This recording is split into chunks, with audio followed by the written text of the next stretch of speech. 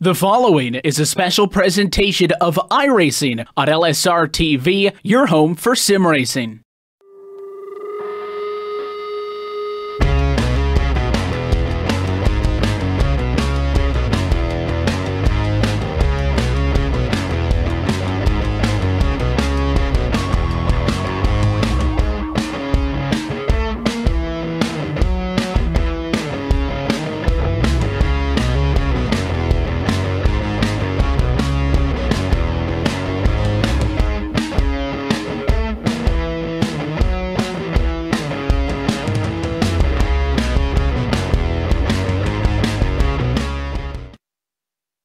Live tonight from the Talladega Superspeedway, LSRTV is happy to say good evening, sim racing fans, and welcome to LSRTV's continuing coverage of the Season 15 Superspeedway Cup Series Championship on your home for sim racing and iRacing Live, as we say hello one final time this year from Lincoln, Alabama, and high above the Talladega Superspeedway. Happy to be with you as always, myself, Evan Pasoko, Rachel Whiteford with you, along with Cisco Scaramuza downstairs, Twisted and Tweaked Isles, and bringing us to you this evening. And Rachel, we come into tonight for the second of 3 races on this championship round of 6, with Seth the Merchant leading the way with the opening win as of a week ago at Daytona. We certainly are, Evan. It's going to be an amazing final run here. The last round was incredible, and I'm looking forward to seeing what happens in these 2 final rounds. It's going to be a wide open run for the championship this season. There's some amazing drivers in the running for this. It is definitely setting up to be one not to miss.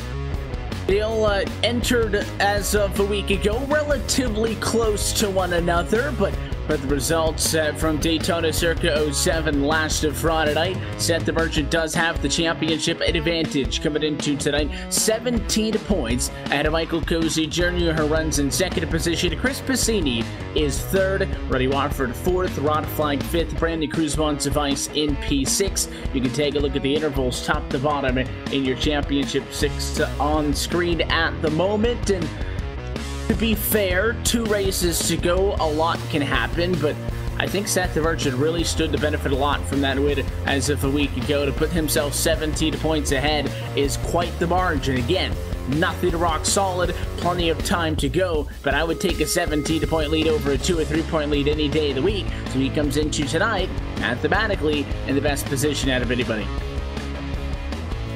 They certainly will, and well, this race is setting to be a position where points are absolutely vital in the situation, but these guys also have to make sure they have finishes, because we've had a spate of big accidents in the last couple of races that have really hurt contenders, and that's something they must watch out for.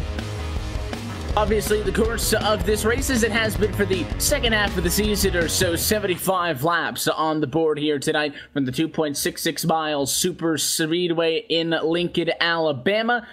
This race also working within the 100-minute, 1 hour, 40-minute time frame like we typically have. Drivers just now kind of wrapping up their qualifying session, about a minute until cars actually get on track. When we do so, we will take a complete look top to bottom at your LSRTV starting grid and kind of better prep you off for this event. But at the moment, the drivers putting down times in qualifying single lap Q runs for every single driver, top to bottom. Just practice session earlier tonight. I think the biggest thing is it is a new build on the iRacing service. We had been talking about it for the last couple of nights, but we've been racing on the short tracks, which isn't as big, I would say, as a change, considering what we're going to talk about, this new package on the Cup cars. We have been just kind of listening to what the drivers have been saying on some of the driver chats over the last couple of days, and they have been kind of passing on to us that it's going to be difficult to really get some 2-3 watt racing formed up. So maybe the qualifying session they're just wrapping up now might be a little bit more critical than it would typically be, just based on the fact that, yes, they have had ample opportunity to practice over the last couple of days. Yes, they did have an hour practice session this evening alone before qualifying started, but at the end of the day, that build just came out on Tuesday night. This is a brand new race car. It's completely different and what we've been racing under for the last 14 or so weeks on the year. So I think it is noteworthy that this is a new build that we should keep an eye to see how that adjustment and learning period goes over the course of the night. Maybe see how long it takes these guys to really shift into full gear per se. But with that being said, the qualifying session has drawn to a close, so let's go down trackside and take a look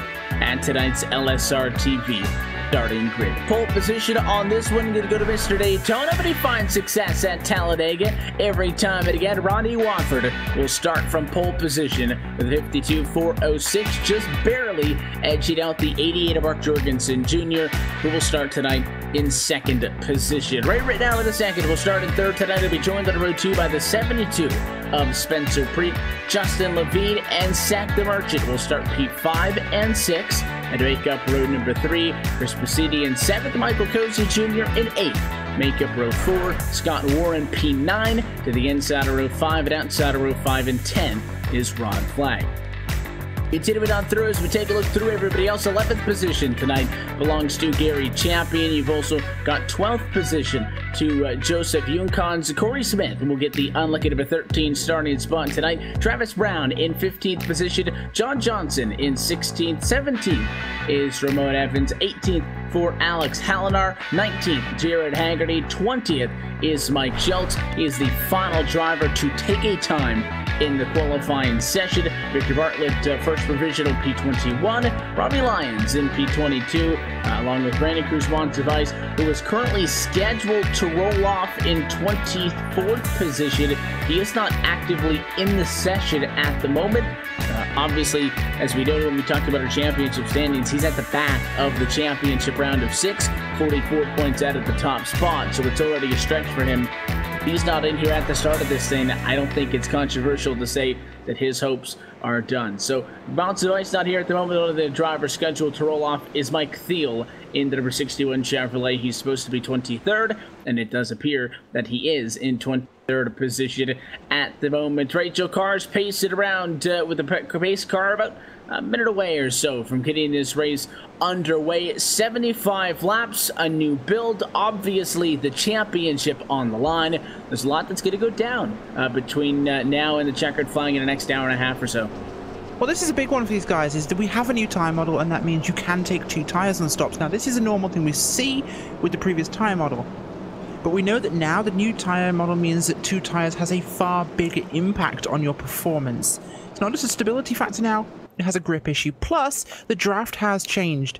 Now, if you're half a second back, you can suck back up to the rear of the field. We're not going to see those cars dropping off the back by 1s and 2s as this race goes on. We're going to see a field that stays far tighter. The bubble is much easier to get through and hook up to the car in front. We're going to see a very tight pack race today. This car is going to drop down this time, but we'll get set to see just how it is all going to play out. Again, these guys have been in groups, mainly buddies and teammates alike, that have been tested with one another over the last couple of days. We did see some groups form up in the practice session earlier this evening, but I think that it is, you can't just get 20-plus cars in a practice session, have as much preparation as you want. Nothing to really get you fully prepared for what happens. Green flag drops, and it's moments away. As always, we're happy that you're spending your Friday night with us at LSRTV and iRacing Live. For the second to last time this year, the pace car's off and away, and the field is in the hands of the number 7 of Rodney Wofford. He'll bring us through the tri-oval from Talladega Superspeedway, and he looks for the American Ethanol green flag as we are off and running.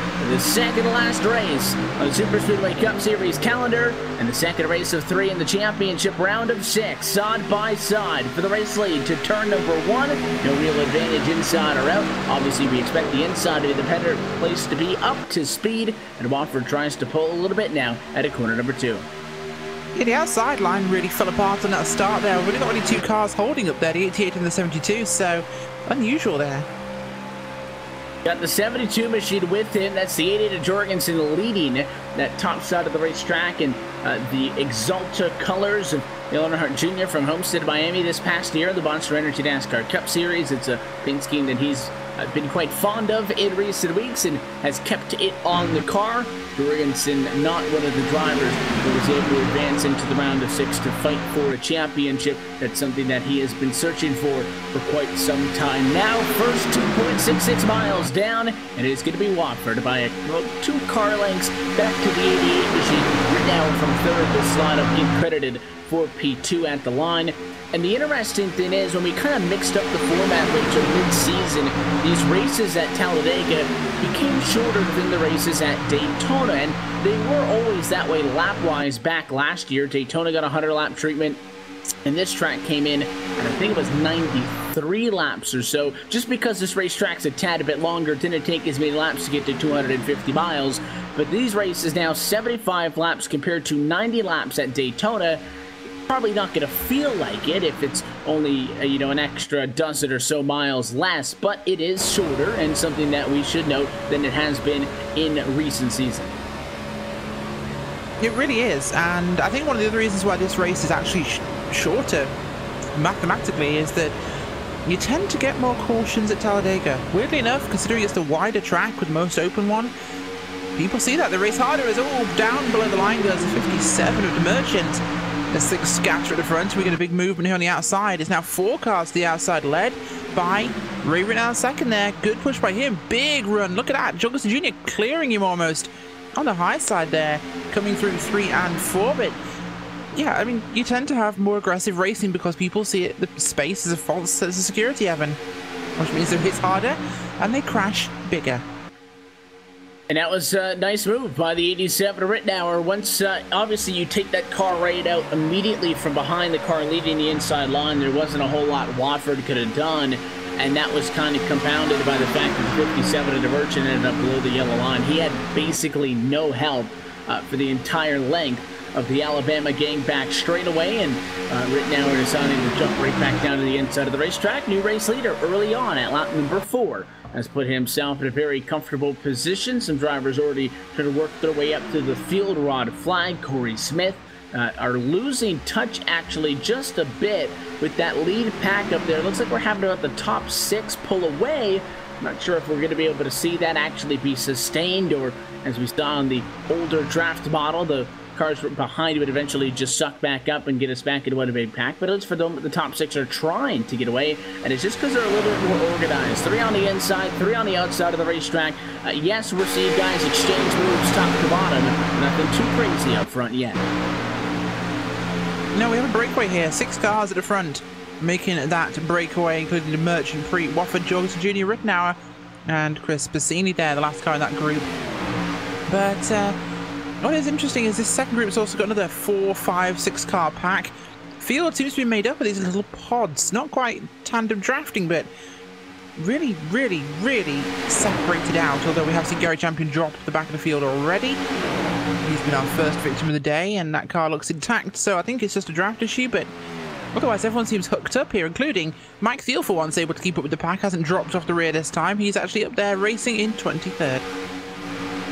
And throughout, looks like we got all 23 cars that we told you about on the starting grid off the way, with the exception of Brandon Cruz-Mont's device. That car has not been able to get into the server. I think for all intent and purposes, that means that his championship hopes are done. A battle for the race lead, though, once more. Roddy Wofford now, next driver to go to the outside of the racetrack. He's got a push from Jorgensen. He's actually clear to the inside at the moment.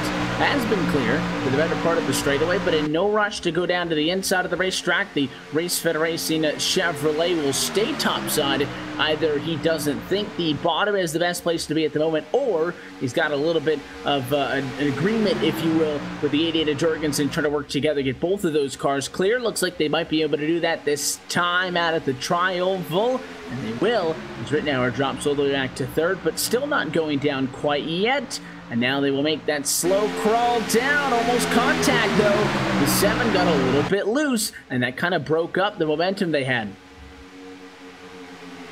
It really did, and the outside line's kind of stalled backwards with it as they now make a charge forwards here with Jorgensen Jr., but I'm still surprised how few cars are in this lead group. It really has separated behind them. And this group are all single file on the bottom. It seems as though the side draft has a big advantage here in speed. These cars that have dared to stay too wide are really reaping the advantage. Gap is breaking up now to about, well, about a second, actually, at this point between the two groups, so that's a fairly big impact.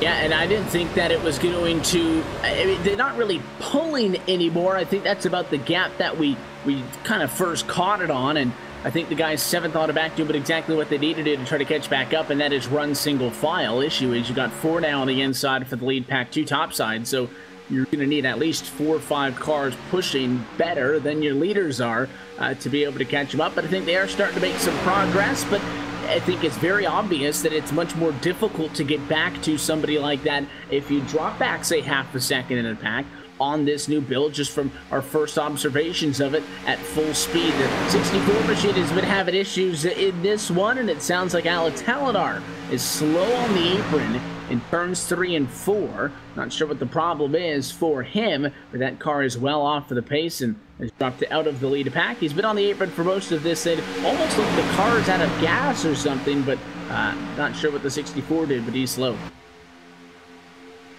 Blown his motor. He was running with that rear pack, Evan, with Mike Schultz and, of course, Robbie Lyons, who, of course, had a fantastic run last week in that 46 car, coming home in 3rd, but he was running with that pack. I think he blew his motor pushing too hard, so the bubble may be easy to get through and to draft. Of course, when we had that big air bubble behind the cars last season with the last year's aero model, the bubble was big enough that you really didn't hook up to the rear bumper of the car in front.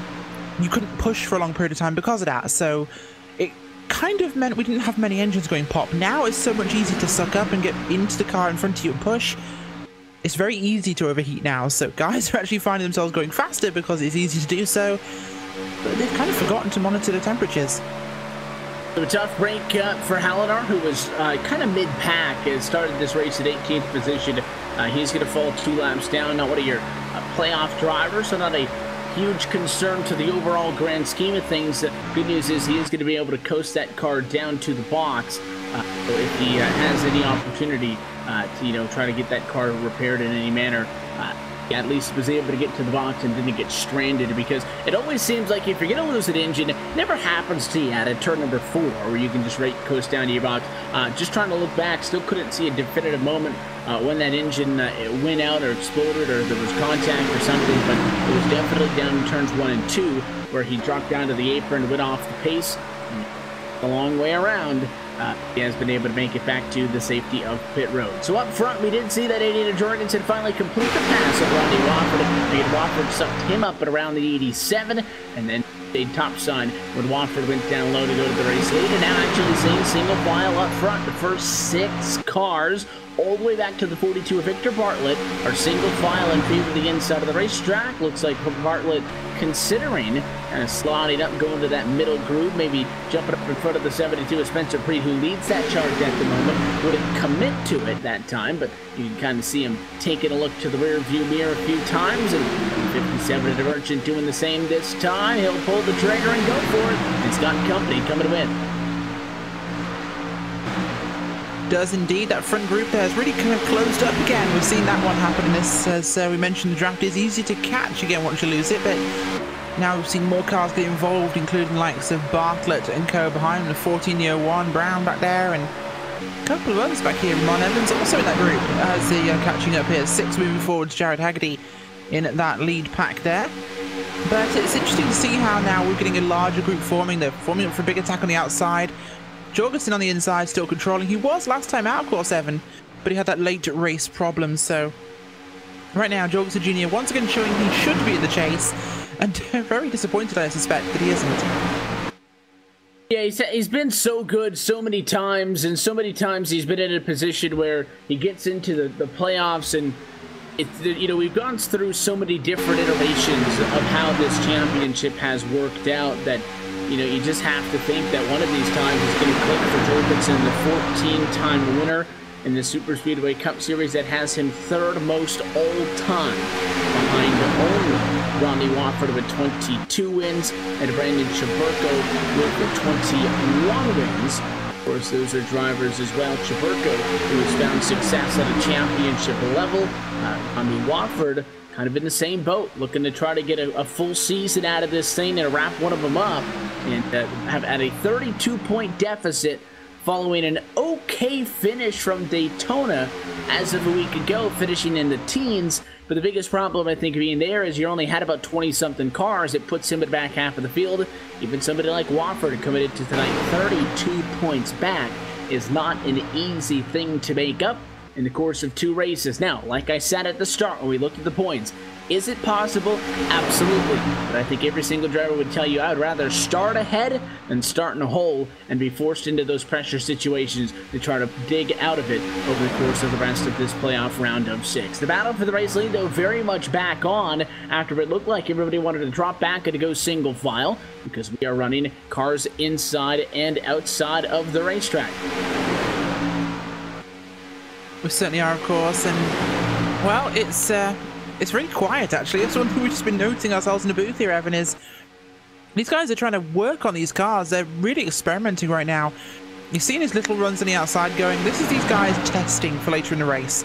They want to find out under race conditions just how quickly can we mount the charge, just how much can we use side draft. I mean, testing is one thing, we talk about that, but you don't really get the full actual race temperament because they know the cars in practice is a throwaway. Here you see guys looking after their cars and racing, but it lets you really experiment and see, can I get that run going? How many laps does it take me to make a run for this many cars? How quickly do I get to front? How much can I overshoot? How easy is it to pull a car with me past the leader? And that's really important to note. And the outside line is at least there now. Again, we saw that top 6 breakaway, which was followed by, a couple of cars single file. It turns out that single filing up from 7th, 8th, 9th on the back worked. Those drivers have been able to get into the picture. They didn't get enough of a run to get to the front row, kind of the way it always is. The drivers up on the outside of the racetrack, as soon as they get a run, it's the 3rd and 4th and 5th cars in line on the bottom that jump up in front of them, i.e. in this case, Chris Puccini and the 57 of Seth the Merchant. So they're back in the picture, but they are struggling to get into the mix, if that makes sense. You still have that core group of guys up front, but definitely Jared Haggerty has been doing fantastic. The 6 car, 4th in line on the inside. He's gone plus 13 positions to get to where he runs now, and plus 14 positions Victor Bartlett in the 42, who's directly to his right-hand side, is now the 4th car on the outside. Puccini's going to make a play for the race lead, jumps out from behind Jorgensen, gets in front of his teammate, the 7 Ronnie Wofford, and it's going to be an easy run to the line. It really is, and it certainly was a good move for him there. Puccini takes a real advantage in that position, but we just mentioned, actually, yes, Cisco brought up a really cool point here, Evan. He said, this is like watching the real cars. Now, what by that he meant it's really quiet and everyone's just running in line, but you know what? I think that's testament to how good our racing have gotten this finally. The aero model, the drafting package, the tyre model. This looks like the real thing. These cars are behaving when these guys are trying to race like the real cars. And that is testament to just how good the simulation is now for Superspeedway racing. This is pretty damn good. Well, and per what we've been hearing from the drivers, their thoughts are obviously going to be, we can't suck up to somebody, we can't pass somebody. Yeah, that's how it is. No one's here saying that, the current model that we have on the Cup Series side of things is the greatest draft model in NASCAR history. I don't think anybody's saying that, but the closer the cars on the sim are to the way they are on the real world side of things, I think is a good thing. If that means it's harder to pass at Talladega, sorry to tell you, it's going to be harder to pass at Talladega. And we did see, once you get people going, just like in real life, the one machine jumps up from behind a race leader, you get a big push, you can go to the race lead. It's difficult to get that side draft by yourself, and we see the outside lane show up for a couple of laps and then fall away for a couple of laps, and vice versa, on and off and on and off. So all of a sudden, after being really 2x2 throughout the top 12 or whatever the number was, 11 is the amount of cars that we have on the lead lap all the way back to Travis Brown. Now we have, once again, 7-8 cars stretching out on the inside, and it'll be like this till we see somebody else make a play at the top. It really will be, and like I said, we saw them experimenting there, really trying to see how this one plays out, and yeah, now they're settling in for a run here because we're approaching that point where they're going to be looking for a pit stop. That's one thing we haven't considered. How much does the new aero model and its effect of drag, which of course is a massive impact in the aero model, how much more drag is on these cars? What's that doing to their fuel economy? We knew it was about 22 laps before the change. What are they expecting now? They're all single filing out like they're about to come down pit road. We're nearly at lap 20 and we'll be this time across. We've got to be thinking about hitting pit road either now or in the next 2 laps, so we'll see if that's had an impact. And maybe with the little bit more of the pack style racing, less of an ability to kind of, you know, go out and do it by yourself. The speeds are, I don't want to say substantially slower, but I think just looking at the speed for the race leader, Chris Positi, getting stuck at about 195 that time down the back straightaway, which means that overall speed for the pack is a little bit slower than it was last week and relatively all season.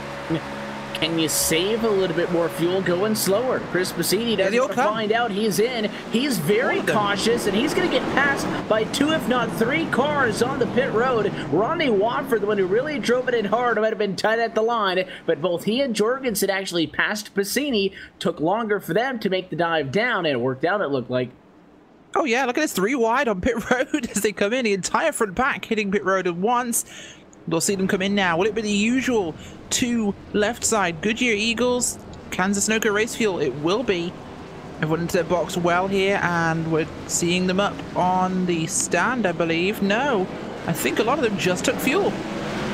Race off the pit road is going to go to Positi, and I think the call was indeed just fuel only. I thought I might have seen the left tires go up, but I don't think that's exactly what happened. It is just fuel only from what I can tell.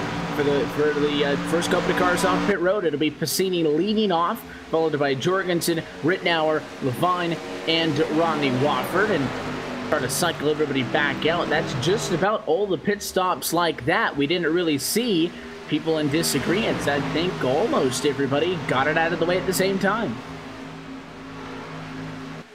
Yeah, very much so. The pit ridge all came down, so we're looking at about 20-21 laps here. That's cost us a lap in our fuel, which adds an extra pit stop even to the whole race distance. That's an interesting fact to remember. And just checking now as these guys get back up to speed, where's the separation going to be? We had a top 11 breakaway. Well, Chris Positi on the fuel-only call, Mark Jorgensen Jr. on the fuel call, obviously winning the race off the pit road. Even somebody like Ray Rittenauer went with fuel only, but there's quite a gap between first and second, and third, fourth, to the fifth, where you'll pick up the 87 machine at the moment. And the 14 of Justin Levine just dropped down. Did he lose an engine as well? I didn't see a big puff of black smoke, but that car is slow on the back straightaway. Yes, that's a big hurt for him. That'll be an impact we'll see later on in this one, because he's going to be stuck with this. Justin Levine is breaking down now. Yeah, that's him. He may have not got his fuel in actually as well. That could be a thing too. I'll go back and check. I'm not sure if he actually made it into the road and stopped in his box. That could be an issue for him. He hadn't stopped last time by. Sounds like that is there was an issue and he didn't get fuel on board. Not happy, the 14 machine to Justin Levine. We always talk about the advantages of having somebody on top of the pit box, either a crew chief specifically or a spotter who can help you out. And it sounds like, just based on what we're hearing on the radio, but he's made it back into caution. To find the wreck, yellow flag is out. That might save Justin Levine's night because his spotter accidentally took fuel off of his car. Yellow flag is out. Lap number 23. Trying to find where it's from. What was that?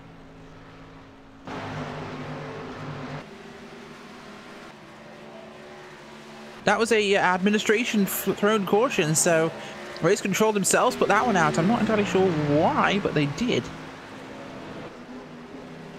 Just listening in, race controls explaining it, so we're trying to hear on our end.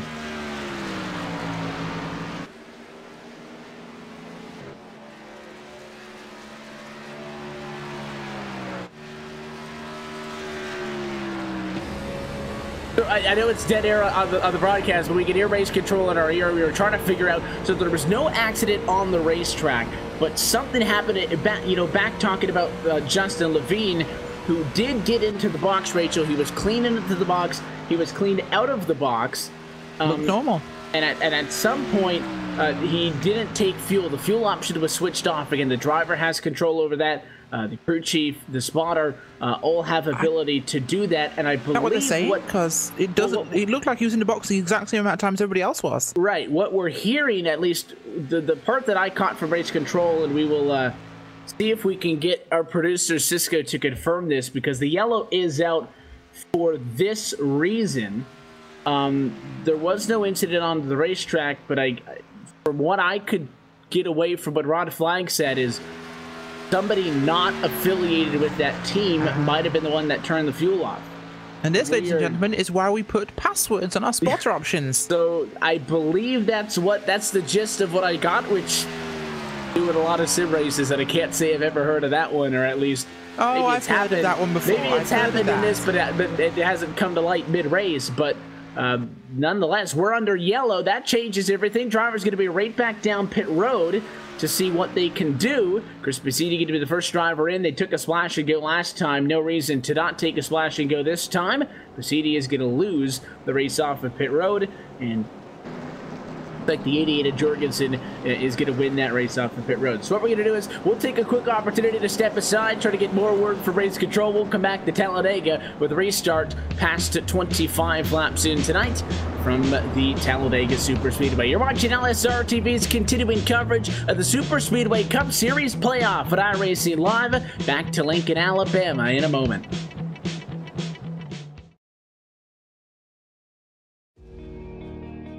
Hi guys, Scott Speed here, welcoming you to the Volkswagen Beetle GRC car here in iRacing. It is so fun. Wanted to give you guys some pointers around the track here. This is the actual track that we drove in Daytona. It looks unbelievable. When you see the footage from the onboard of the actual track, it's crazy how similar they got it. Give you some tips on the car. First thing you're going to notice is this thing is a 2-liter turbo engine that has over 600 horsepower. And it is geared for acceleration. So you're gonna go through the gearbox very quickly. That's the first thing you know. As soon as you leave the pits, you're gonna be like, wow. You're just gonna have to upshift gears very rapidly. And then you're gonna get on the brakes for the first time, and you're gonna notice this big momentum shift as the car is gonna lean over, it's gonna have a ton of weight transfer, and that's because we run really soft springs in this thing to get the traction that you're gonna need in the dirt. Once you get through the first corner, you're probably going to realize that as soon as you touch the throttle, it doesn't really want to turn anymore. You've got to be aware that four-wheel drive likes to stop very quickly and it likes to go very quickly. It doesn't like to corner so much. To the first corner, you definitely want to wait until you're kind of straight to get on the gas, and that'll bring you up to the really fun section. And you get to experience dirt in a four-wheel drive rally car for the first time, and it's incredible. The thing you're going to notice is that the car wants to just continue going in whatever direction it started in. So when you approach these corners, you're really going to have to turn quite before the corner, very early, and the car is going to develop this momentum to it. It's still very important to hit the apex and to be very tidy and clean, but you're going to have to do that with the momentum of the car. And then you got this nice jump that is really fun. One thing to keep in mind when you're in the air is if you hit the brakes, the front end will come down. If you hit the gas, the front end will come up a little bit. So you got to control, kind of like an airplane, the pitch of the car in the air so you're kind of flying straight. And as soon as you land here, you're going to want to start heading left. You're going to give it a big input and start it sliding to the left. And you're just going to be constantly trying to slow this thing down to make this corner, because it's very, very slippery and it's a very tight corner. And the preferred line, believe it or not, is still going to be right here at the apex. Once you get out of here, the next couple corners are relatively simple, typical tarmac corners. Not a lot to these stuff. This is all flat out. And yeah, let's see what a full lap looks like.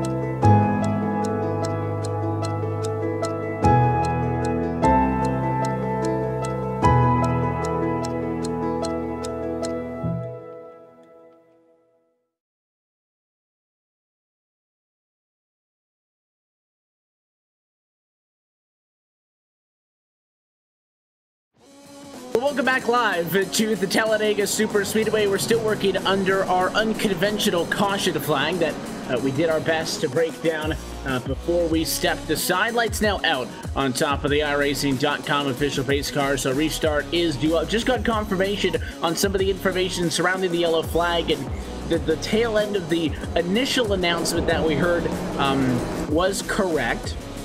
And while we were away as well, we talked with Race Control. Race Control also talked to some of the drivers. So basically, we talked about Justin Levine. I thought that it might have lost the engine or something, Rachel, especially because what we saw from earlier in the race with Alex Halidar. Does not have somebody on his team in the server as a designated spotter or crew chief, but somebody else in the league went into that.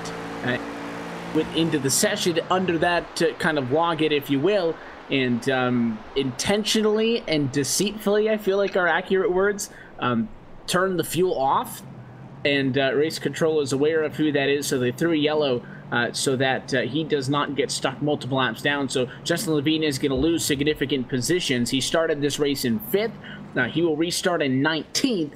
It is still on the lead lap, so that's what the yellow was for. There was no incident on the racetrack, and Race Control has also noted that the person who did that is going to be looked at post-race, obviously, and I think the word from Race Control as well, that suspension is a light word, so that's all we'll say about it for the time being. But that's what happened to Justin Levine. It's a tough break for him. It's a very strange set of circumstances. We look forward, though, to getting the rest of this race back on track. 27 laps going to be complete as we get set to come to the race start. No torn up cars. Going full Canadian there. The words out. No torn up cars to this point of the race. So we'll try it again. Pace car down and in, and this groups everybody back up because we really saw people stretched out after that cycle of pit stop. So we're all back together.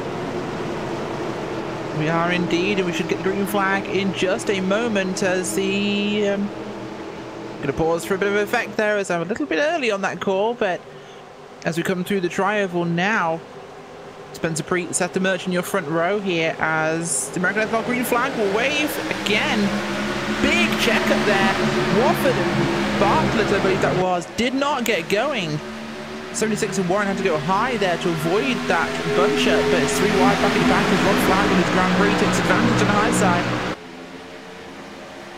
57 machine with no immediate support is obviously going to be at a disadvantage. Curious if the Merchant's going to go to the bottom or if he'll stay up top. There's a very small window in which he could have jumped in front of the 74 of John Johnson on the inside of the racetrack. Didn't do it.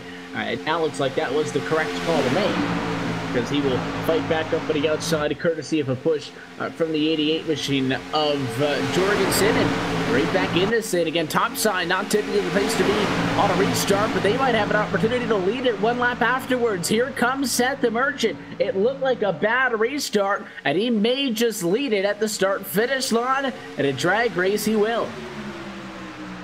Yeah, great run from him there on the outside. The outside showing to be a lot more potent than we could possibly imagine with the last build. The outside's really having some strength here as he's still holding high on the outside there with the power behind him. Mark Johnson Jr. as, yeah, the outside's really kind of broken up, but they're still holding it. Look at this, they're level with your two leaders. They've got a big gap back to Rittenhouse second, but they're doing just as well. That's really impressive. Top two, or at the top two lines, I should say, trying to stretch and break away a little bit. We saw this at the very start of the race. Top 6 cars broke away some. I don't think it's really going to happen, but just kind of keeping note of those very small things to get a better understanding of just how this draft is going to work. You see some separation while everybody is still trying to get up completely to speed. We do have 22 cars still scored on the lead lap, and everybody with the exception of Alex Halidar, who was able, as we noted, to limp to pit road, but his night is now officially done as he has brought that car behind the wall, and it will not get back out on track for the remainder of this one. Battle for the race lead, though, on. No real advantage inside or out, and you kind of get to that point now where I think the outside's stuck, and I'm waiting for them to prove me wrong, because again, we're just trying to learn how this new draft build is going to be. But you know, when you get stuck 2 by 2, I don't see the 57 getting a big run out of nowhere. You're going to need a play like somebody that 46 or Richard Reagan Jr. right now. Position second on the inside to make a move bottom to top. And that happens, all the momentum swings to the outside, and that instantly becomes the better lane. But when you're stuck there, I don't know how DeMerchant can get an extra run at these guys. No, I agree with you completely there. And, well, I mean, it's just with two cars, they're holding it, but they can't definitely make momentum. It's just not possible. They've just not got the advantage to do so there. But inside's looking strong, but I'm just impressed by how much they're holding on their own. Yeah, sure, they can't run yet, but their presence will pull other cars up there to get involved in this. There's all 74 drifted up there. John Johnson, which is an incredibly NASCAR name, I might add. Almost as good as Mark Jorgensen Jr. Jorgensen has been here all night, so has DeMerchant, so has Preet, but Reagan's new face into the mix. You can see he's got those yellow rookie stripes at the back bumper, but has been performing, I think, very well by rookie standards. Oh, and there's contact behind him. Jorgensen tagged in the left rear quarter panel by John Johnson. There was somebody else that was just about to notice had a good night, and that was very close in turn two. It was indeed. And that is exactly what we just brought up there. John Johnson and him got very close, and the two most NASCAR-ish names in the series just had a little bit of a NASCAR moment. So that fits there as backwards goes the 81 car. That's Joseph Vunkens. Outside line forming up now. We've got a really powerful outside lane there. The Merchant looks like he might want to pull up as Jorgensen Jr., Passini, Wofford, and Bartlett as 57 can't make his mind up here. Maybe that's a strategy. Keep them guessing, but I think you'd want to, get into position as quickly as you could. And I don't know if it's just me, Rachel, but these guys are really a lot more aggressive this time around, especially the last two laps. We've seen a lot of people bounce it off each other. DeMerchant very aggressively dove down in front of John Johnson last lap, and then coming back up the racetrack this time, about took the nose off of Jorgensen, and the aggressiveness is going to pay off because he's your race leader now. Down the back straightaway and into turn number 3. Thinking about going down to the inside, and finally he'll drop down and commit to it as your new race leader. But a lot more close calls in these last 5 laps, I think, that we saw in the opening 25. Yeah, certainly is. And, well, he did get a good push from that one, but the action's stepping up a bit. These guys have done their testing now, and it's time to go pushing in this one as we are heading towards that half-time break, of course, and what will be considered our end of stage 1. So that will make things really step the tempo up here, because stage points matter hugely to those guys in the chase. With about 16 laps to go until that point, that could be the big difference maker. If you're somebody like a Passini, 24 back, or a Wofford, 32 back, you win a stage, you get 10 points. You are right back in this thing, and very much now in a position that looks a lot less daunting than it would, coming into tonight. So we'll see if that plays out for anybody. DeMerchant in a very good position. These guys can get 7, 6, whatever bonus points at the end of the stage. The problem there is that even if you do that, if Seth DeMerchant's in front of you, none of that matters. They're only going to gain more time on you. So they can get good results. That's absolutely fine. But if Seth DeMerchant is leading this race, it doesn't do much. No, it really doesn't, and DeMerchant just pulls even more of an advantage, and that's a huge thing for him. But as it stands, Jorgensen Jr., he wants to mess that up himself by winning this race, I think, with the way he's been driving today. A lot of drivers up there as well who really need these points, so that'll be something to keep an eye on. One driver we need to keep an eye on, of course, Rod Flag, working his way back up after some issues early on. He's back in the 16th spot right now, but the field is pretty tight. Brandon Device has now been able to get into the sim. We told you that he wasn't able to, and I stand by what I said. Big 34 jump. laps down. I don't really think it matters that he's in this thing. His championship is going to take quite the hit up front. Spencer Preet uses the fast lane up top to go to the race lead, but at the first time tonight, he's been able to get all the way to the front row. He's been mixing things up, though, up front basically all night long, but I tell you what, it's been tough with those 57 and 88 machines kind of swapping back and forth for Preet to be able to break out in front. Good news for him. We do have still 12 cars by the intervals as of last time by, still scored within a second of each other, but a little bit more separation the last few times around right off of that restart. Maybe calming things down a little bit with the inside of Divine. I'm trying to get to the stage break. Yeah, we are, and that's something they've all got their eyes on right now. This is where you're seeing them really start to push because they want to be in that position. And soon you get up there, soon you can hold it off. And machine Roddy Watford was somebody that when I was talking about the 57 and the 88 kind of thought in the back of my head, well, somebody else has been there where is he? He's only just a couple of rows back, actually working with Victor Bartlett. Bartlett, somebody who we've been talking about a fair bit tonight, considering he started in 21st position. The first car not taking a time in qualifying. Did a very good job of quickly and efficiently getting into the top 10 points paying positions for the halfway break. Got there by the time we cycled through the first exchange of green flag pit stops before obviously the yellow flag came out, which I guess what we'll call a competition caution, if you will. So he's been having a good evening as well, but I'm looking at the likes of, Haggerty. Can he get a little bit extra? Because now we're starting to see, Rachel, almost that top bit breakaway. It's 5 cars this time, not 6. But we are seeing some separation in the middle of the lead pack. It didn't last time for much more than 5 laps, but it is there. It really is, and that's really cool to see, of course, but I'm loving how the racing has definitely changed. We've got this lead 5-car pile, but behind them is another about 7 or 8 cars here vying to get involved in this one, so if they can bring that time down, then this will be really cool. Almost looked like the 88 was going to kind of give up on the outside of the racetrack there, drop in line behind the Art of Ruin entry of Richard Reagan Jr. Decides against that decision. He wants to stay in this thing. And by the way, I know it may not seem like it because we've only had that one yellow and through one cycle of green flag pit stops, 2 trips down to the pit lane total. We are past halfway here tonight for the Talladega Superspeedway, so this race now going to be considered counting down towards the end. Relatively good racing as far as not a lot of people taking each other out, only 1 yellow, and it wasn't even for an accident, so I would say clean and green throughout. But the 57 and the 88, that's a dynamic duo. They get back together, and Spencer Preet kind of left standing in turn number 3. He'll drop back to 3rd. Assuming Jorgensen was going to go down, maybe he'll stay topside. We'll see. Yeah, we certainly will, and well, they're getting a bit angsty here as he does exactly the opposite and goes low and holds that bottom line. Here comes Jorgensen Jr. on the outside to go for one, but well, momentum just cuts off.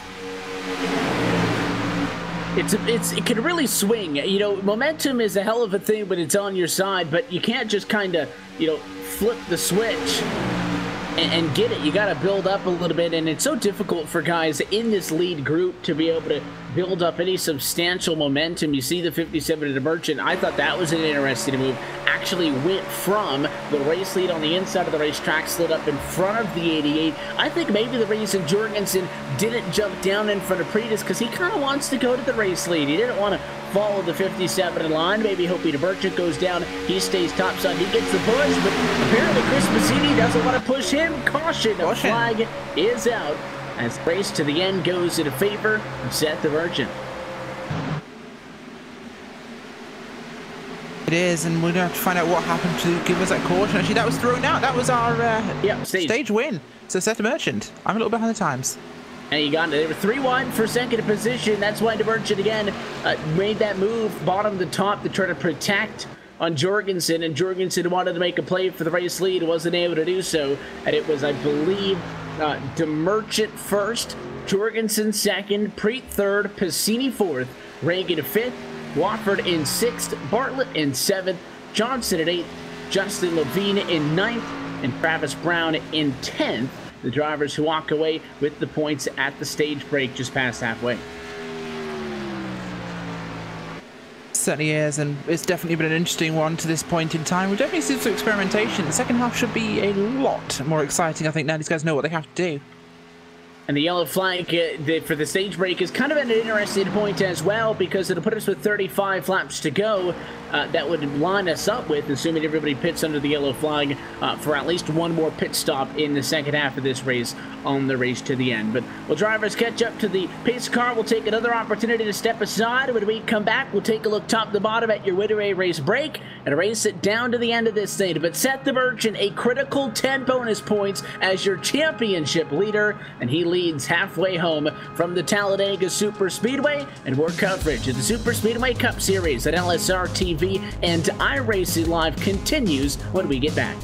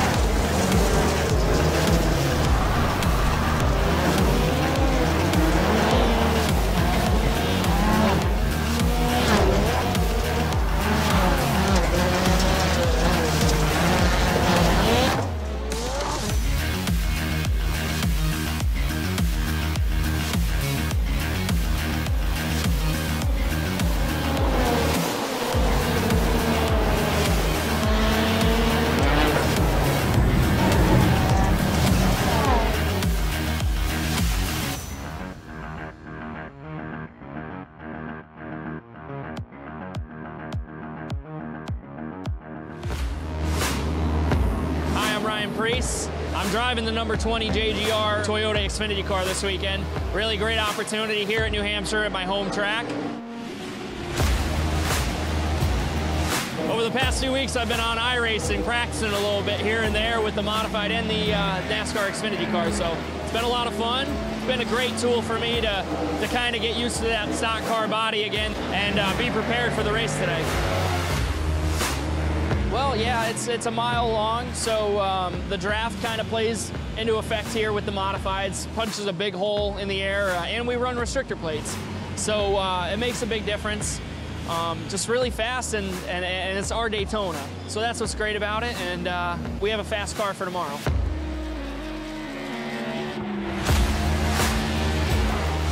I think the biggest thing is they're heavier cars. The tire's a lot different. And the way you go about setting them up is a lot different.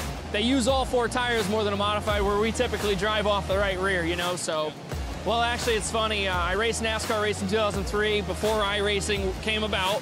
And then when iRacing came about, my friend Kevin Iannarelli, who works at iRacing, kind of told me, hey man, you need to switch over to this. And when I did, I was like, oh my God, this is like real life. So I started using it as a tool of mine to really prepare for modified races, whether it was Stafford or Thompson or Loudon, Bristol, and then obviously the Xfinity Series last year, going to road courses, trying to get laps, and use it as a tool that can get me as prepared as I could be without actually doing it. So it's been great.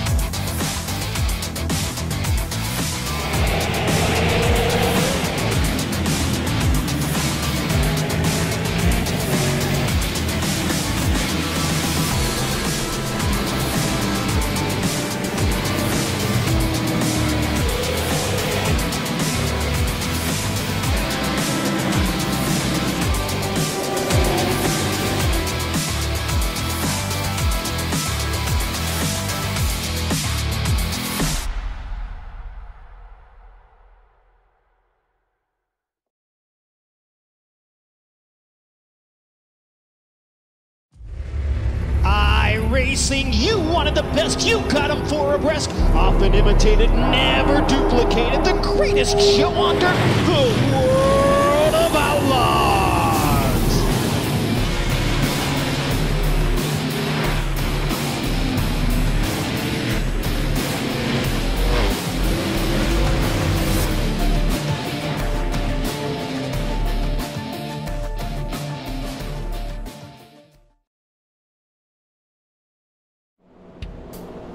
Welcome back live to the Talladega Superspeedway, where LSRTV's coverage of the Superspeedway Cup Series Season 15 Championship continues tonight for the second last race of the season and on the round of 6 in the playoffs. Getting set to go back arenas. Lights going on top of the pace car. We'll take this opportunity to re-rack and restack them and take a look top to bottom at your iRacing Midway Race Break, brought to you by iRacing, the leading online racing simulation developed from the beginning as a centralized racing and competition service. iRacing organizes, hosts, and officiates races on virtual tracks all around the globe. And in the fast-paced world of esports, iRacing is a one-stop shop for online racing with officially sanctioned series by the likes of NASCAR, IndyCar, IMSA, the World of Outlaws, now Global Rallycross, and so many more. At lap number 45 of 75, Seth the Merchant is your race leader from Talladega. Mark Jorgensen Jr. will restart in second spot, with Richard Reagan Jr. third, Rodney Watford in fourth, and Chris Bassini in fifth. Just behind them, you have Spencer Pratt rolling off P6, back on row 4, Victor Bartlett 7th, Justin Levine in 8th position, John Johnson is 9th, and Jared Haggerty rounds out your top 10. 11th place tonight, Michael Cozy Jr., a previous winner this season, who's got a lot of potential for winning in this race, with Travis Brown behind him, Joseph Gunkans, Ramon Evans, Corey Smith in the 15th spot with Robbie Lyons, Rod Flagg, Scott Warren, Gary Champion, and Mike Schultz in 20th place. Final cars, Mike Steele, sorry, not Schultz, that's the other one. Ruben Held second, Brannigan's Monster of Ice is 33 laps down with Alex Hallinar, who did not start. Look top to bottom at your iRacing Midway Race Break. For more information on the wide variety of sim racing possibilities online, you can visit iRacing.com and sign up today for a limited time. You've got till the end of the month to go to iRacing.com/World of Outlaws and take advantage of some exclusive promo codes. You can get yourself on iRacing with a 1-year membership for over 50% off its regular sticker price, or if you just want to give it a try, a 3-month subscription is less than $5. Rallycross came out just 3 days ago. There's no reason not to do it now. More information at iRacing.com/World of Outlaws. Up front, though, the pace car is in and away, and we got a nice even number on the restart. 45 laps down, 30 laps to go from Talladega. Not within fuel range at the end of this race. This is going to be the second to last stint on the event. We'll see if we get more green flag pit stop between now and then. Certainly will, and it's a good bunched up start there by everyone in your field. Top line actually a bit more consistent here than the lower side, as everyone's actually choosing to go up high here rather than low. Almost like running at Daytona 07 here, Evan, but once again, it's Jorgensen Jr. leading outside line. Once again, you can't get rid of him from the front. And to be honest, the 88 machine again doing a pretty good job. The Merchant did all I think really he could. At the end of the day, you know, your success at a place like this is so very much dependent on the help that the guys around you are given, and that 46 machine Reagan's actually been doing a fantastic job tonight. And you know, the one thing that worries me is he's going to be up here pushing the Merchant all night long, and you know, the rookies, when it comes down late, no one's going to push him, and he'll just be stuck, you know, back on row 2 and 3 in this thing. But he's definitely deserved his worth here tonight, and maybe if he can sneak clear of the 88th, is Ray going to make a move for the race lead? He could go top side if he wants to. The 88 should be there shortly. If you're going to go, you got to go now. I don't know if he's thinking about it or what. That car, step it up, step it up, step it up. But he, so far, will stay in line with the 57. Certainly is. 72 Preet drops down here as Reagan Jr. still at second place there. That's a competitive position for him. But, well, a little bit further back, Passini looking for something. Will he come out in front of the 88 if he gets up to him? I think he will. Passini wants to go forwards in this race. Into lap 48 this time across the stripe. Here we go. And, wow, now I'm starting to see drivers really begin to pick their positions. They're being a lot more calculated with where they want to be, and this is something that we see, you know, at the very late ends of the race. Inside of 10 to go, everybody gets single file. You think, well, that doesn't make any sense. If we've been too wide, let's go 3 wide now. But each move matters a lot more. And look at the Montevideo inside to the outside. He's got help for the 14 to Levine, but it was a late move down the back straightaway. So they are there. They have the positioning, but they don't have that extra bit of momentum. And now that the 57 to the Merchant is back even with them, I think it'll be very difficult for Bassini to get to the race lead. If you don't really get it in the first crack of the bat when you make your first move to the outside of the racetrack, it's just so very difficult, especially with only 2 cars, and you can already see now that outside evaporate just like that, and with Levine sinking into the inside line, no room for the one. Bassini now hung out to dry. Really is there. Bassini, nothing he can do in this one. Barker to pull out. And it looks like once again, Jorgensen Jr. takes the outside line option. Don't think I've seen him on the low side all night here, Evan. Wofford decides to come back and, well, once abandoned, now has friends. Is they going to try and push him forwards here? 88 pushing in the corners now, which is quite an interesting sight to see. Note how the 88 is pushing him in the right rear, not the left. Less likely to dump him, actually, than going to that lower side corner. When we're seeing guys, I mean, really up and on each other, the 46 Richard Reagan all over the back bumper and Merchant. I'm not sure if he was kind of getting pushed into him, courtesy of the 42 of Victor Bartlett, but you do see that an element there of a little bit more strategy, but I would not misuse strategy as a word to describe cautiousness. These guys are still all up on each other, and I think for a moment there, at least 4 of the cars on the inside line of the racetrack all connected. Here comes a run for the one of Piscini. The 42 of Bartlett going to jump topside. If you're going to go to the race lead, you got to do it on that move up top, and going to the outside, going into turn 3, might not have been the best place to do it for Bartlett. There's not a lot of momentum going uphill into the corner, but the 42 still closing. You'll get to second, but again, car length short. Yeah, it's not quite got the same legs as they had earlier on. Bartlett's car just not quite as fast as the Merchant's was, which really pulled him forwards, but they're doing their best up here to get something in this race, but Bartlett's not really managed to get them forwards here. Bassini, Jorgensen Jr. and Wofford, powerful, but it's just a little bit inconsistent out front. I've seen a lot more movement side to side. That 46 machine, I don't know, we were talking about engine temps, Rachel, earlier, if Richard Reagan Jr. is getting hot, but you keep sticking that nose out on the back straightaway. That's exactly what you got to do if that gauge is flashing red, but when there's a car on your outside, it's getting dicey, and I'm seeing a lot of that kind of swinging side to side. Even with look at the 88 machine there, Jorgensen, a lot lower. He has to go up because the 6 pushes up on him. That side to side movement is how you get into big trouble. Yeah, it really is, and the side-to-side movement's going to start getting someone catching the wrong corner of you, so that could be the major problem he sees in this. But looking at our lap counter from this restart, and take a look at Jorgensen Jr. for an example here, I think he's actually in a position where we might see in about 10-12 laps our next stop coming up. That stop, if we get there, I guess at this point now, at lap number 52, with 23 to go the next time by, that we could pit at this point, and we would be able to be inside of the window from any point now on, whether it's under yellow flag or green flag conditions. Bartlett going to make another play for the race lead, though. He and Piscini a little bit higher line. You can tell him just kind of break away from everybody else, and barely, but he did it. A new race leader. Lap number 53 tonight, Victor Bartlett from 21st to 1st now at Talladega. Victor Bartlett getting up there for the first time in quite a while, so it's good to see him up at the front, but there's still a lot of time left in this race, and as we mentioned, a pit stop coming yet. That will be the thing that really defines how this race goes. We saw how it changed things up last time. Have a big impact this one as well, and the 46 is actually out of the line completely now. And is slow on the inside. He still appears to be under power.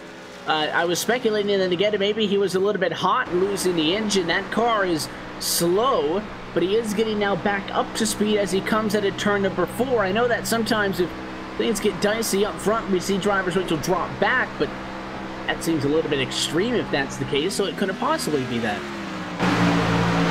Well, it could just be that he's lost the draft out there and it's sending him backwards, which it seems to have done exactly that in this situation, but that seems like an awful lot of distance to go backwards. His car seems to be perfectly intact, so I'm not sure why he's come all the way back here unless he expects something to go badly wrong. By the way, doesn't matter what you've done now over the course of 52 laps. At lap 53, he drops outside of the top 10. He's no longer a part of this. If he's not able to get back up in this, it'll be a tough break because he's been so good all night long and all by himself now in 20th position. So tough break, if you will. Again, still not entirely sure what that was. By the way, the 46 is no longer the battle up front for the race lead. Off for the restart. We went back green, 30 laps to go. The next time by, there will be 20 laps to go. Vegas still waiting on the pit stop. Yeah, we certainly are, and that will make the biggest difference in this race. As we mentioned, it's going to be the opening up situation. If we get to that stop as a green flag pit stop, it separates all our cars, which means there's a higher likelihood of us going green to the end of this race, which means this could really be down to just how fast you can get in off that pit stop. You need to be different now, because the first group onto that pit road, if we stay green to the end, they're going to be the ones fighting for this win, so you have to get to the front now. And it goes back to the point that I was making about the championship coming into tonight. You know, Michael Cozy Jr., 17 points back. Can you win the championship over the course of 2 races from 17 points back? Yes. Can you win this race from 17 positions back at 20 to go? Yes. But where's it easier to win from? Up front, leading this race. And Seth the Merchant could have taken a couple of different routes. He's been in this mix all night long. Started in P6 and has been very aggressive, I'll say, staying up front. Because especially now that he won the stage, got 10 points, puts him at least 27 points ahead of the next closest driver, and Cozy didn't finish P2 in the stage, so we're talking about a 30-point advantage. So Seth the Merchant could really just drop back to 12th and just kind of tiptoe on home. Not what he's doing, though, just not in his style of racing. Yeah, certainly not, and it's something he's going to have to try and change because it's not been as competitive as he'd want it to be, that style. He needs to try and find a new method. It's something that he might need to experiment with, but there's not much time left in this season for that. It's going to have to be next season. And I guess as the old saying goes, if it ain't broke, don't fix it, and maybe that's kind of the concept there, where if you try too much and you put almost all your focus into just staying clean and getting out of trouble, that sometimes the way the world works, ironically enough, you can actually find yourself in a more compromising position. Side by side, still on the front row, though, Piscini has more support than we've seen recently for anybody leading the outside. He's got 5-6 cars up there now. Jorgensen right behind him. The 72 Bishop Preet third in line, and then the 77 of Cozy and the 76 of Scott Warren. So I haven't talked about that 76 Ford a little bit, but Warren back up in this thing. This is a position where I think the guys up top can do something. I don't think you can get up there, stall out, make a pass with 2 cars, 3 cars, but 5's a doable number, and he'll challenge down the Alabama gang back straight away once more. Not going to be able to get it this time. Needed, what, maybe another half a foot in turn 3 to clear, but could set himself up for a run at a 4. The 88's right on the bumper. They've been very disciplined tonight, staying off of each other in the corner. Small tap that time, I think, shows a sense of urgency.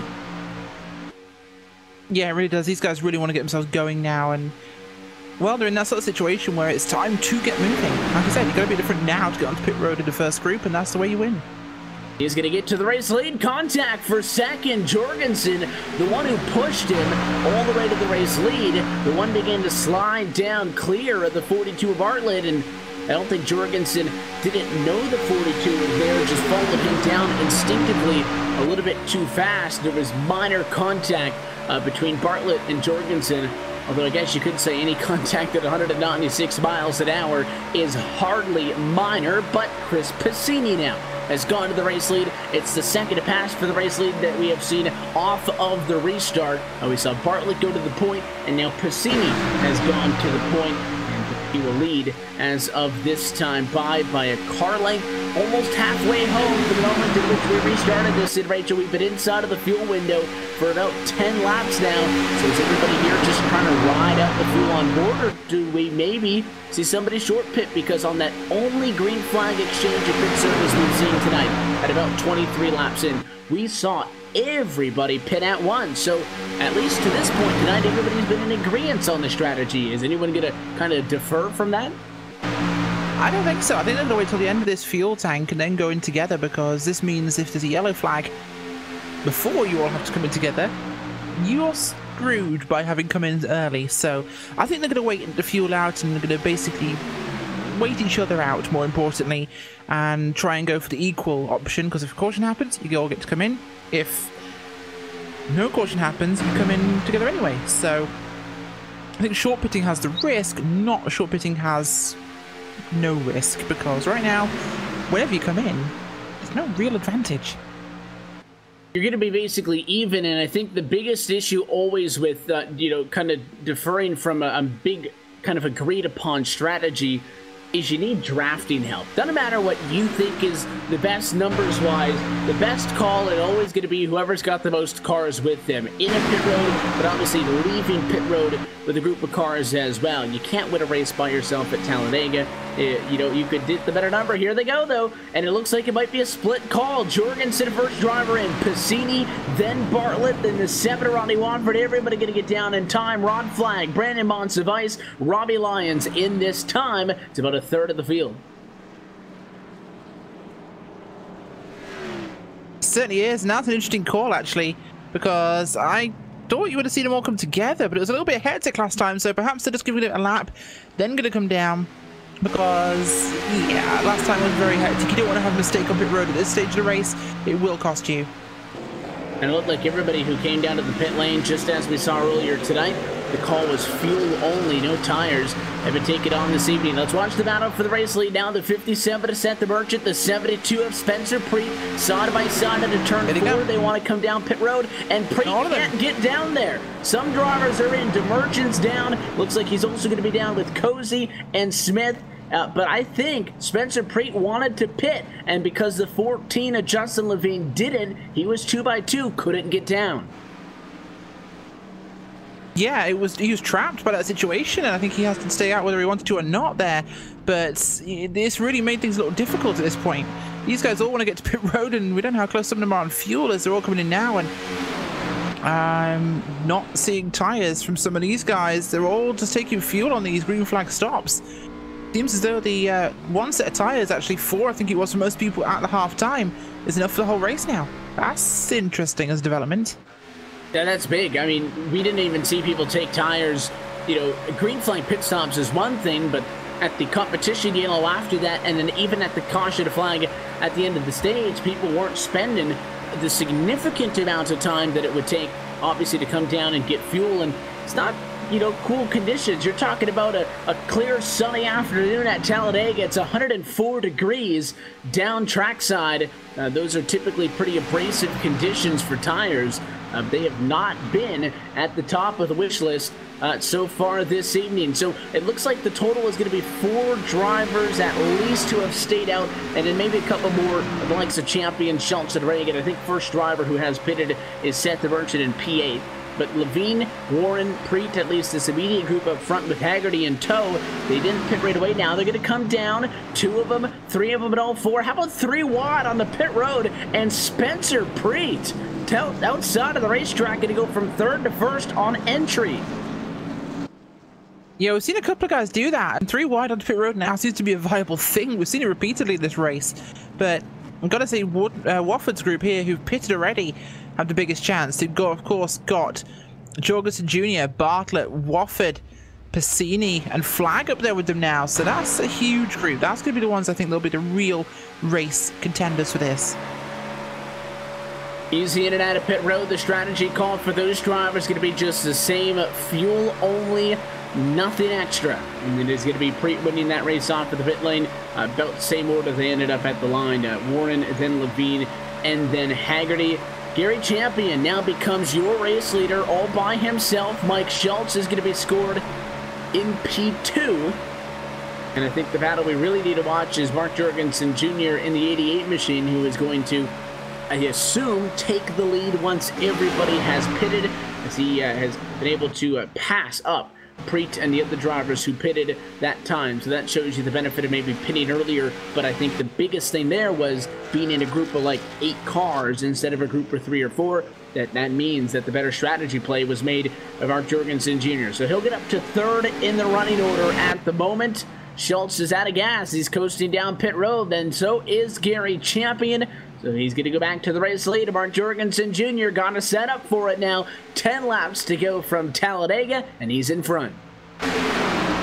Yeah, he is, and honestly, just the biggest advantage here is coming down with at least 4 cars. It's always been the way, and it still seems to be that way, Evan. At least if you have 4 cars with you on pit road, you will get the speed you need once you get back on track and make positions. 2 cars, you're drafting, yeah, you're fast, yeah, but you're not going to catch anyone. The magic number at the super speedways has always been 3 or more. The single file. I think I made this point earlier tonight. 10 laps to go. We get single file. It sounds counterintuitive, but that's what we have now. So who makes the first move? These laps are going to go by pretty quickly. Again, we said it at the top, 75 laps is not a lot of time. For the Talladega Superspeedway, this race is, if we stay green, about 8 minutes away from the checkered flag. Sounds like a lot of time, but considering you're going to build up to every single move you make, who makes that first call? This lead pack is only 5 cars deep. It's Jorgensen, the 42 of Bartlett, the 7 of Wofford, the 1 of Piscini, and the 10 of Rod Flag. I'm not sure that's enough numbers to get a decent outside line going. So do you just stay single file and kind of run this one out to the white flag and hope that when we start to go 2 and 3 wide, then that's when you kind of turn up the wick and see what happens? What's the call going to be? For the moment, though, nobody looking topside quite yet. I think if you got maybe Bartlett and Wofford to go topside on Jorgensen, it could work, but you need something coordinated like that. Oh, you absolutely have to, and I think they'll do something like that later on, but I don't think now is the time yet. I mean, look at the laps we have left, and 7? No time to strike yet, no. You'll do it in about 3 or 4 laps time. Still have a total, to be fair, of 18 cars on the lead lap, but this one's going to be determined amongst the guys running inside of the top 5 as they go right now. Still no movement, and you know, we could talk about the second pack, Rachel, because I'm not sure how many times I just want to say single file 1 through 5, but without it becoming repetitive. That second group is P6 on back, and it is all the way from P6 through 11. They're actually side by side. You got Scott Warren and the 14 of Justin Levine topside, trying to get around Spencer Creed, the 77 of Cozy, the 57 of Divergent. I don't think they can make up 3.8 seconds, which is why they're too wide. If they had any intentions of trying to catch up, they would have to single file it out and get on it. I don't think you can make up 3.8 seconds in 6 laps or so. They made up 3/10 that time by, so maybe never say never, but too wide's going to hurt that group of trying to catch up. Yeah, it's not going to be enough. I think they're just racing for positions at this point. They just want to start to get a position on track for themselves because it's now points. I don't think they're going to catch that front group. It's too far back. I mean, if you look at that time difference, 3 seconds, it's not going to happen. 3/10 per lap, you know, you would need to make up the time 10 laps, and we're just inside of 10 laps to go. So at the pace that they're running, would it be able to do so? But again, there is a difference between catching that group and then obviously catching it with enough time and enough speed to actually be able to make a legitimate play in the battle for the race lead. So up front, we still stay single file. Jorgensen continues to lead the freight train. Second group made up 0.2 of a second last time by, but again, it'll be too little, too late. 5 to go next time around. Still the waiting game, and I bet you Mark Jorgensen Jr. has never looked at his rearview mirror this much in his life. Oh, certainly not. And Jorgensen Jr., I think, wants to win this one for pride. He wants to win one of these chase races just to say he can, which means that in this situation, they're going to be in a position where they're all racing for points. That puts them in a disadvantage. Nobody will actually get a true benefit from this one, apart from Piscini. No, not Piscini, the Merchant, but he is back in the 8th place, so they'll equalize out, actually, at this rate. On about, you know, net zero, Cozy's only 1 spot in front of Seth DeBerchin, and DeBerchin finished a couple of spots ahead of him at the end of the stage break, so the 57 should at least gain on him, but looking at somebody like a Piscini might be able to pick up a little bit, Wofford might be able to pick up a little bit, but they're only getting enough positions to kind of counteract the positions that they lost at that stage break. We're fighting for the race lead, though. Here we go, 3 wide, and Jorgensen tries to block, but the 7 of Wofford goes topside. The 1's going to go with him. No surprise that the race fan racing guys go to the outside of the racetrack. Bartlett, I don't think, is close enough to bumper Jorgensen to help him out, and Wofford's going to go to the race lead topside. He is, and that's a big advantage for him. in the way this one will play out. Of course, they're all running together, so that gives them an advantage. Jorgensen, of course, not really in this for points, but also not in the playoffs. So these three are all contenders. These guys need to push this one. That machine is clear, but he's not going to go down on the 88 machine. Is it worth risking to allow that 88 of Jorgensen back on your inside to stay with your teammate? I suspect the 7 and the 1 want to keep together. They've got to run down the Dallas straightaway. If they both clear the 88, they're going to go to the inside, but Jorgensen is not letting that happen, and Wofford's got to bite the bullet and come down anyways. Yeah, perhaps, well, it's an advantage to him because they are still running against each other for points here, so it's definitely going to be a tricky one here. Of course, yeah, Evans still thinks he's in Las Vegas, but Jorgensen Jr. pulls up. He wants to go back to the front here. Lap number 72, 3 to go as we cross the line. Jorgensen Jr. strikes again. To be fair, we were there Monday night with the Icebreaker Series, and it was an exciting finish. So we'll see if this one can match that intensity.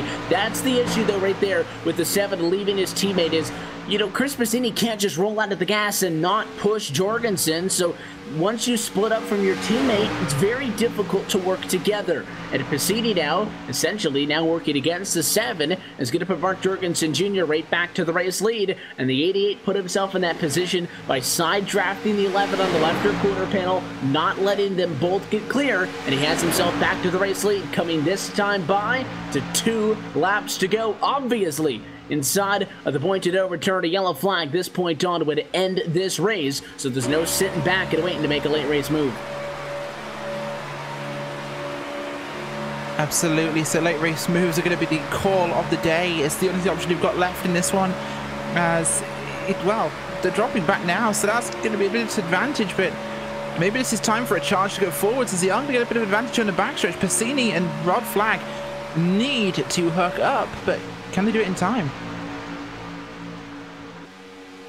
That second group is within 2.1 seconds. They might end up within a second by the time we get down to the very end of this race. But again, that's going to be too little, too late. Look at the 42 of Bartlett trying to get in between the 7 and the 1. The 1 going to go topside. Here comes Ronnie Wofford looking for the trip to victory lane against Mark Jorgensen Jr.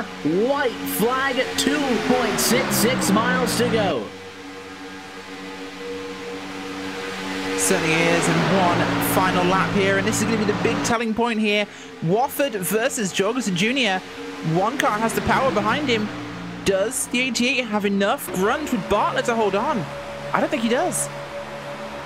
Drag race down the back straightaway. 2 on the inside, 2 on the outside. Wofford doesn't have to clear him to get this race win. He just has to have it nose at the line. And I think, again, look at the 42 of Bartlett. He is not on the back bumper of that 88 machine of Jorgensen. And Jorgensen might not have the help he needs for the final time at turn number 4. He's not going to have it. Wofford with all the momentum. He's not quite clear. The 88 is going to fight back, but it'll be too little, too late. And Ronnie Wofford, checkered flag from pole to checkers, and he wins from Talladega. Fantastic run by Wofford, and he's been one of our biggest pole sitters all season long, so it's good to see him back on victory lane. His teammate, the water machine, Chris Passini, follows him down the back straightaway. Wouldn't have been able to win this one without him. It looked like those two had been separated at the very end of this thing, but they find themselves together once more. And, you know, Victor Bartlett doing everything he could. I think he had some damage, and you do have to consider that's a 21st place car at the start of this race. Second time in those final 10 laps that he just couldn't stay on the back bumper of Mark Jorgensen Jr. And that meant that the 88 didn't have the support he needed coming off of the turn. And could it be a couple of things? Could it be just lost him? Could it be new build? Not enough practice? And you compare that to teammates working on the outside who I'm sure, Rachel, were working in the draft together, those two over the course of the week. Maybe that gave them the upper hand, but when it came down to the end of this thing, Ronnie Wofford ends up on top, and another win for the driver of the 7. Those teammates doing a burnout, celebrating a 1-3 finish tonight. The driver of the 7, though, will give a tip of the hat to Ronnie Wofford for career win number 23. Continues as the series' all-time wins leader. An impressive run indeed as he burns those tires down, and well, I think it's time for our post-race results, Evan. Yeah, we'll take an opportunity to step aside, and when we come back, we'll take a look top to bottom and get post-race reaction from the drivers involved in that run to the end of this. And Rodney Wofford is your race winner tonight for the Talladega Superspeedway. When we come back, we'll get a word with him. You've been watching LSRTV's continuing coverage of the Superspeedway Cup Series Season 15 playoffs. Only one race now to go. We'll chat with your playoff drivers when we come back to Lincoln, Alabama.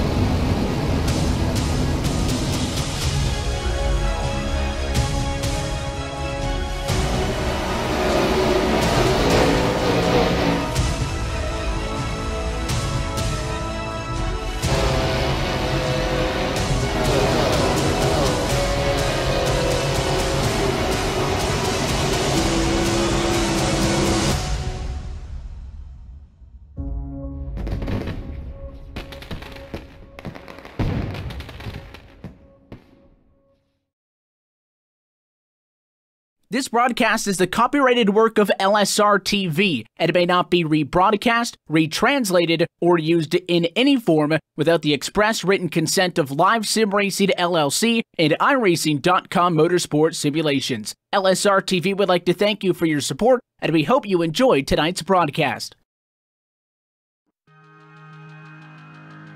And back live from the Talladega Superspeedway. Happy to have you with us for the LSRTV post-race show following tonight's race from Talladega Superspeedway, the 18th of 19 races on this Superspeedway Cup Series campaign. The championship will be decided in 1 week's time. From Daytona tonight, the big championship implications. We'll get to all of that in a moment, but as we welcome you back topside to the LSRTV booth, Evan Pasonko, Rachel Whiteford with you, with Cisco Scaramuza downstairs. We take a look top to bottom at tonight's LSRTV full race results. It's pretty difficult to do, and we said, hey, maybe a new build qualifying will be very important. Well, pole sitter Rodney Wofford goes on to take the win tonight, 23rd on his career, most out of anybody in series history. Mark Jorgensen Jr., oh so close, comes home in second position. Chris Bassini ends up third, with Victor Bartlett, Rod Flag coming through with the top 5 results. Michael Cozy Jr. is P6 tonight. Spencer Preet in 7th. Seth the Merchant ends up at P8, but again, came into tonight with the upper hand, with the advantage in the points, and ended up winning a stage. He will lead the championship still out of tonight. Scott Warren behind him at P9, and Justin Levine in 10th. 11th place, Corey Smith with Travis Brown in 12th place. Jared Haggerty in the 13th spot with Joseph Junkans in the 14th. Robbie Lyons back in 15th place with Gary Champion, Richard Reagan Jr., Mike Schultz, Mike Field, and John Johnson in 20th. Last cars, Ramon Evans, Brandon Cruz Monster of Ice, Ray Rittenhour second, and Alex Hallinar. So Brandon Cruz actually made a spot in that one, even though he was 33 laps down. He gets 2 points out of it, jumps up from 24th to 22nd. So, hey, you know what? It's the small victories that you can get. Doesn't help much in the overall grand scheme of things, but maybe that goes to prove that, hey, it's worth fighting some things out. We'll see if we can get a word with the race winner in a moment, but in the meantime, Rachel's trackside with the driver who was oh so close into P2 tonight for Mark Jorgensen Jr. Certainly is, and Mark's down here with me, and Mark, that was so close. I know you're not in the playoffs, but you could still see you wanted that race win all race long. Oh yeah, Rachel, what is up? How's it going? It's been a long time since I've done one of these things, so I mean, what am I supposed to do? I kind of forgot. Well, I believe you talk about how your race was, you find some excuse for not winning, and you thank your sponsors. Oh, okay. Well, the race was pretty good, I thought. You know, just got home just before the race, so this was the first time I got to drive the car since the new update the other day, but I thought it was fun. Rod brought up a good point during the race. You know, if you're kind of in the top 10, amongst that front pack, it's I thought it was really good. You had to kind of work to build your runs to be able to make a push to try to get the lead, but yeah, I thought it was good. But yeah, I just slacked up on trying to get it done, so I screwed up and lost the race. So it looks like you're more like outplayed by the teammates around you than you were by that situation. But that's racing, of course. And of course, it's always next week when you can try and disrupt the championship by winning then. Oh, yeah. Yeah, I mean, I knew that them guys was going to work together. I mean, I didn't want to be dirty and toss a nasty block, but, I guess guys are still trying to go for a championship, thinking that a win was going to help them out, which, it might have helped Rodney out a little bit. So, congrats to him. But, yeah, it sucks. But, I don't know. We'll see. Maybe next week, them guys will get separated, race at the back of the pack with tore up cars or whatever. And we might be able to get it done then. Absolutely. Who makes it work for you guys on the 88? Let's see. Looking at a Facebook post, looks like I had Exalta on the hood. So I'd like to thank them for coming on board this week. Always Rod Flag for putting this on. I'm sure, he's probably been getting a bunch of grief, the past several weeks, about the league and this, that, and the other. But, he must be doing something right because, it keeps us all coming back. So congrats to him on doing a good job. LSRTV, say it all the time. Y'all are fucking amazing. Y'all do a badass job. Glad that y'all are broadcasting our league. Definitely can't wait to go back to watch the replay of the race. Rod Flag, or no, not Rod Flag. I already thanked him a couple times, but to Rodney Wofford for the win, Chris Bassini, Victor, all the guys up there that was helping. I'm only as good as the guy behind me pushing, so a lot of these guys make me look good whenever I'm up front. But other than that, just my cousin Michael Grabham, his son Paxton, I'm sure they're tuning in. I'm sure they was pulling hard for me, and just a huge shout out to all the fans that are watching this evening. Appreciate y'all tuning in each week. Well, there you go. Mark Jorgensen Jr. today coming home in second place, Evan. And I do believe now we are trackside with your race winner tonight. Ronnie Wofford takes home the checkered flag tonight from Talladega Superspeedway. Ronnie, congratulations for the 23rd time in your career. You're a winner on Friday night, so congrats as well. I guess an extra one of that, which continues to be a series best number. But talk us through this one. New build, you guys started up front. I'm sure that made things a little bit easier, but what was it like racing this week in this car as opposed to what it had been all season as far as the changes for the build? This week, it's pretty much all of our first laps in the car with this build. That was my first laps.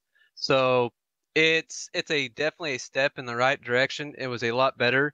You had to work with whoever was behind you or in front of you and make the runs. You could actually make the outside work way better than it has in the past. If you know how it was in the past, it's pretty much single file, stay in line, and work together type of deal. But since we have less downforce and side draft, you can maneuver the car a little bit more. There's more of a bubble throughout the entire pack with what we ran tonight. It's not the exact setup we probably need in there. We'll have to do a little tweaking with that. But it was better.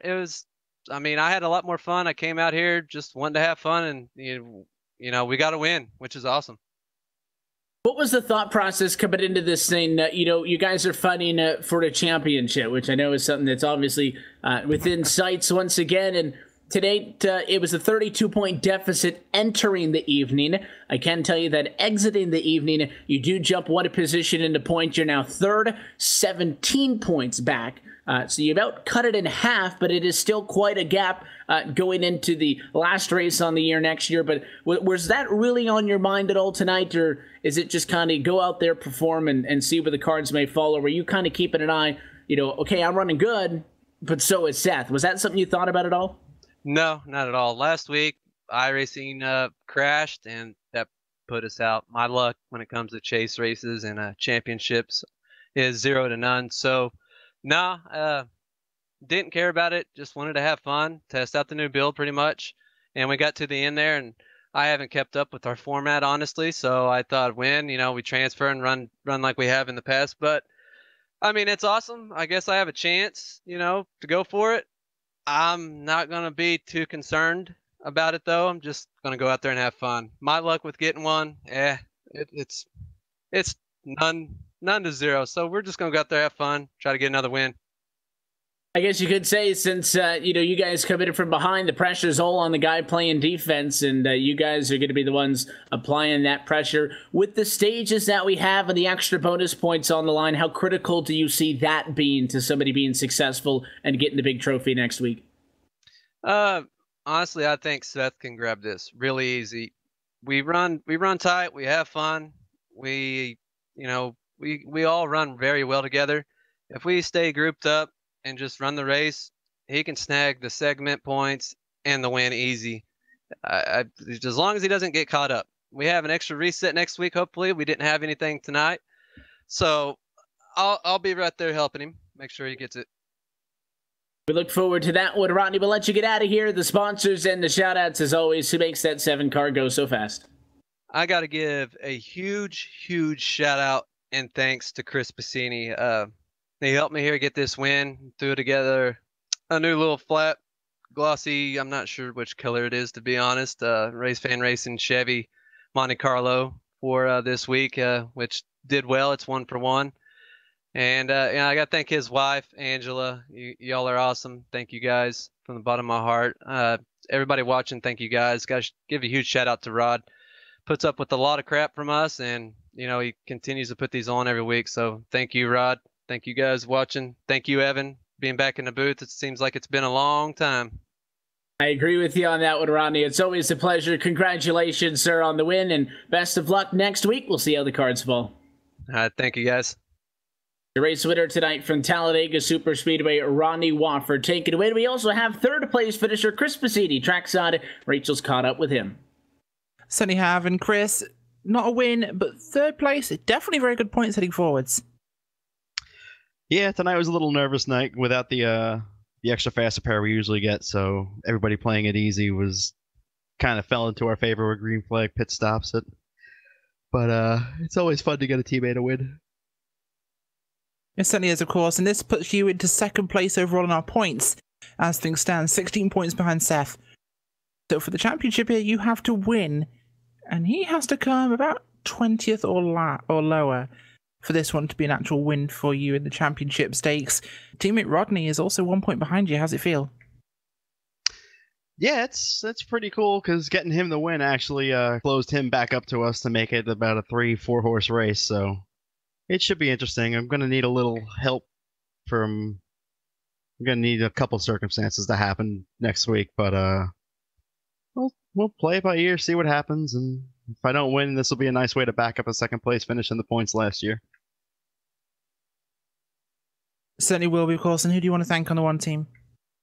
Shout out to Rodney, as always, my wife, and Mark, Rod, Victor. It's always fun to run with them, so any one of those guys I would have pushed to a win, but kind of glad I got Rodney up there tonight.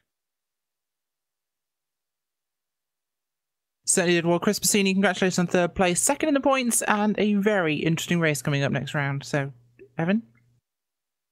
So let's, we mentioned a lot of the points. Here is the complete points picture leaving tonight with 2 races down and only 1 race still to go in the championship round of 6 for the Season 15 Superspeedway Cup Series Championship. Your championship leader will remain Seth DeMerchant with a total of 3,213 points. Chris Bassini is second overall, 16 points back. Rodney Wofford, third overall, 17 points back. Michael Cozy Jr., 24 points back in fourth.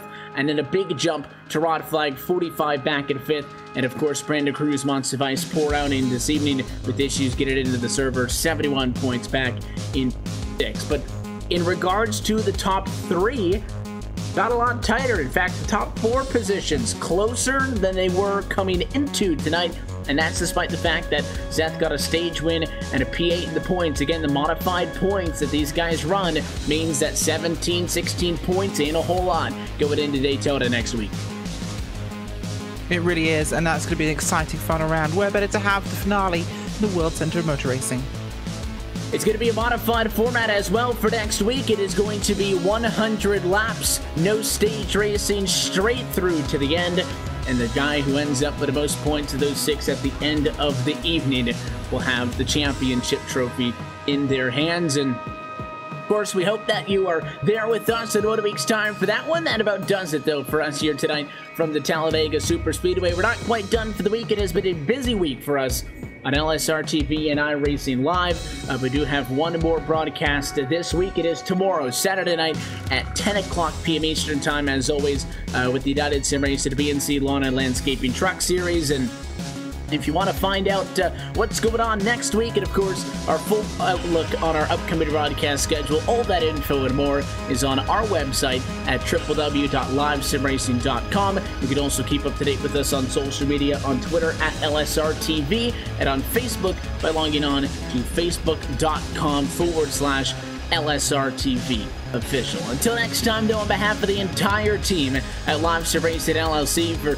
DJ Lyon, Laura Loss, and everybody else who makes it happen topside night in and night out, and of course, for your team here tonight. For myself, Evan Pasoko, Rachel Whiteford, and our producer, Cisco Scaramuso, I want to thank you for tuning in and congratulate Rodney Wofford, a 23-time winner in the Superspeedway Cup Series. But it's Seth DeMerchant looking for a championship to be determined next Friday from Daytona, and we hope to see you there right here at LSR TV, your home for sim racing. Until then, good night.